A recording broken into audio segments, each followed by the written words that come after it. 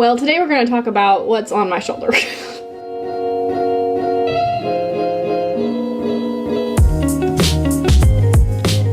Ray, you're too cute to try to hide in my hair. Come over here. Let go of me. I know, but I need you to let go of me. Okay, we're gonna listen?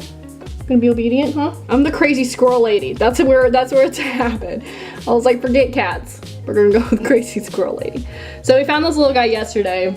I'm gonna feed him while I talk because I have like 0 time today. We found this little guy yesterday. He was laying where the chickens were, and I just like picked him up.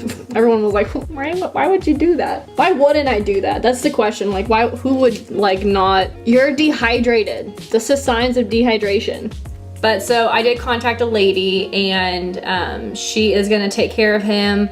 My unfit mother. Like, squirrels are so much fun. I don't understand why people are like freaked out by them. Creeped out by them. Excuse you sneeze. How can you not like this? Okay, this is goodbye for forever.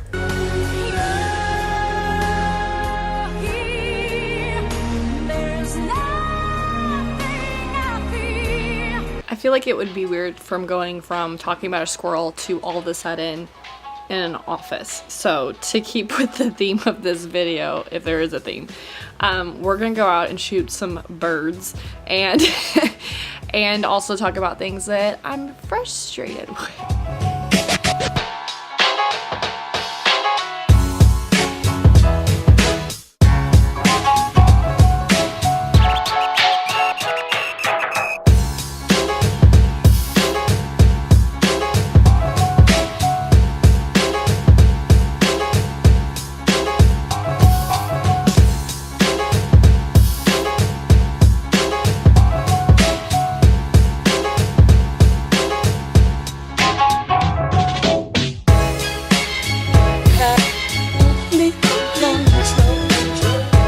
I am so stoked to shoot here. So around like November till March, eagles come and they nest right in this tree up here. I saw 2 eagles from my room.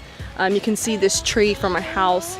I saw 2 eagles and I was like, I've got to shoot them. Like, I know there's hardly any here right now, but I was like, why not? It's gonna get really cold. I want to get some good footage.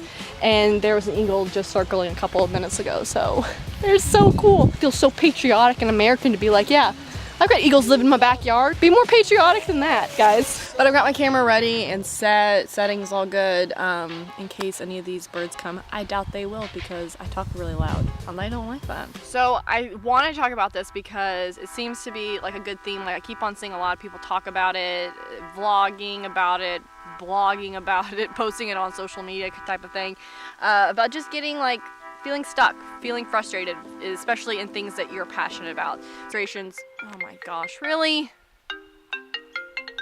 Yes. Huh? Yeah. Where'd you go? I'm in the woods. I was like, where's your car? Yeah, putting this on vibrate. I don't remember where I was at. Starting over. Frustrations. So I have like bad moments that I kind of like will get over, but then like at the end of the week, I'm like, this week sucked. Like September, all of September I felt like sucked, but it didn't because it just was a lot of little bad moments that I just had.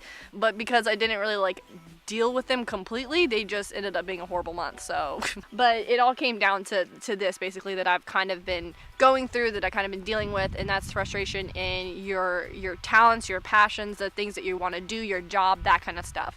So right now, I am a nanny, but I also work for the church. So they're kind of 2 full-time positions, I guess you could say. I feel like it's full-time because, I don't know, I'm homeschooling, I don't even know what full-time is. Anyways, so I do those 2 jobs at the same time. And then on the side, obviously, I film weddings and engagements and anything else that people are like, hey, you've got a camera, let's film this. And I'm like, okay. So I do all of that. And with that comes a lot of multitasking, which I feel like I'm good at. Because I like doing a lot of things at the same time. But then there comes a point where it gets like, oh my gosh, I wish I was solely doing just one thing. So at the end of this year, of this school year, I'm going to be transitioning out of nannying completely into working full-time at the church.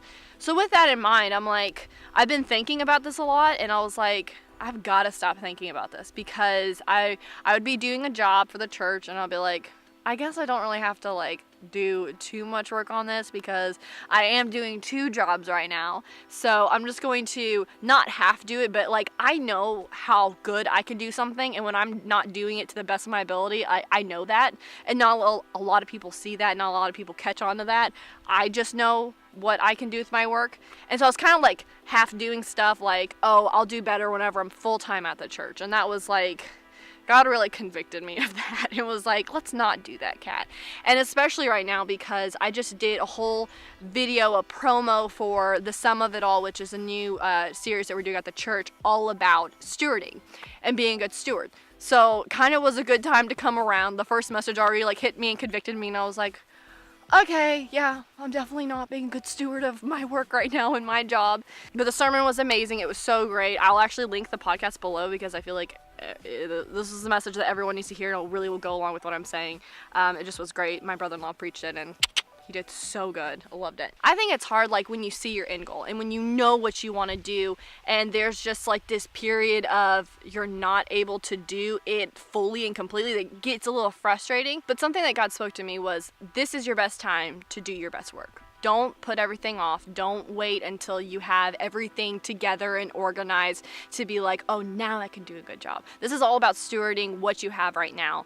And if we're not doing that, then how is he going to trust us to steward the big things? And that's all in the podcast, and it was really good. And I really do encourage you to go listen to that because it was amazing. About a year or 2 ago, he also started speaking to me a lot about being content, because I seem to get in this rut of being fine, and then all of a sudden I'm like, but I want to do this and I want to be that and all this stuff. And it comes down, the frustrations of it all comes down to, I kind of like rooted it into these 3 different things.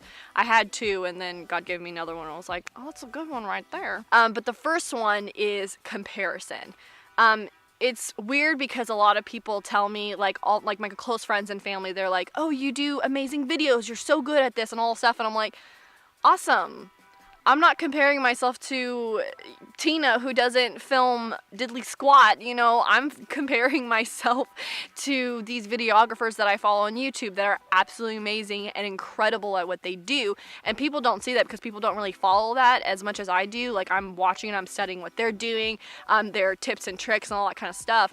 But I'm comparing myself to where their success is at and not where I'm at right now. Second root of frustrations, thinking that you are not where you're supposed to be. And that was something that I dealt with. I literally was like, God, we did not do the right thing here, because, you know, I pinned it on him too. And myself. We both took the blame for that, right? Because that helps. And I was like, we're just not where we're supposed to be. This is not, I made the wrong choices. No, like God, I know that God had his hand in everything that I've done up to this point and where I am right now. And you have to trust that. Even when it looks so stupid and so complicated and so like, I don't see the light at the end of this tunnel, there always is light. Let's get this wind blowing. Please don't mess up my mic.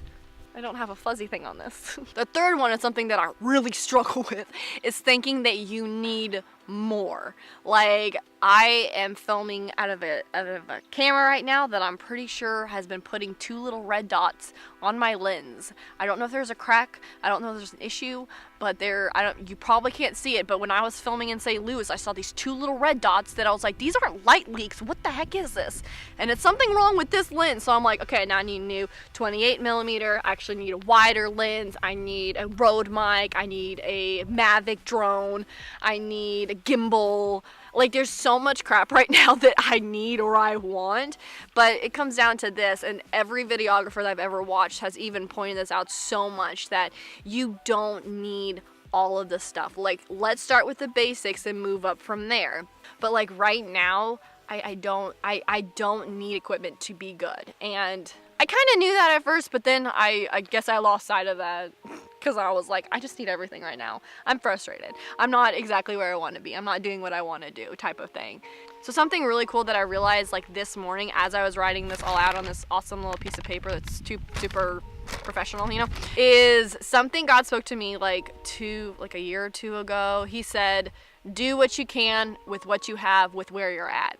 But after I wrote down like my 3 points of frustrations, I don't know why I felt like there's the 3 points of frustrations here, guys. But when you line everything up, like comparing where you're at, thinking that you're not where you're supposed to be and thinking you need more to be good, it all goes back to do what you can with what you have with where you're at. Mind blown there. Like, what? Like, all this stuff just comes together and makes sense. Like, I just find it so crazy that, like, that was spoken to me, like, a year or two ago. Now it's coming right back again, and it's like, this is the same thing that you just need to take hold of, is being content and stewarding where you're at. Because, I mean, I think we all go through this where we're just like, why am I still here? Why am I still doing the same thing? I want to be out and doing all this stuff. But it's all about, like, following this path that God created for you and not questioning it. Because we like to question, don't we? I do. I know I do. I'll raise my hand for that. I hope this video is great. I have not seen any eagles since I got here. They hate me. I also keep on hearing shooting. I don't know if you can hear that in the background. If you are, we're good. It's just hunters. Hopefully not around here. This is my property, right? Oh, this might not be actually. Oh, wow. They fly too fast. Their wings are literally like whoosh, whoosh, whoosh, whoosh, whoosh. I'm never doing that again. Start to lose.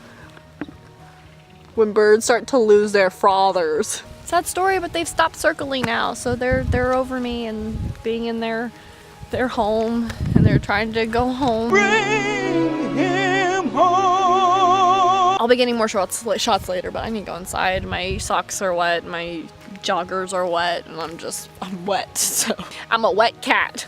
But thank you for watching this video. I didn't even sign off.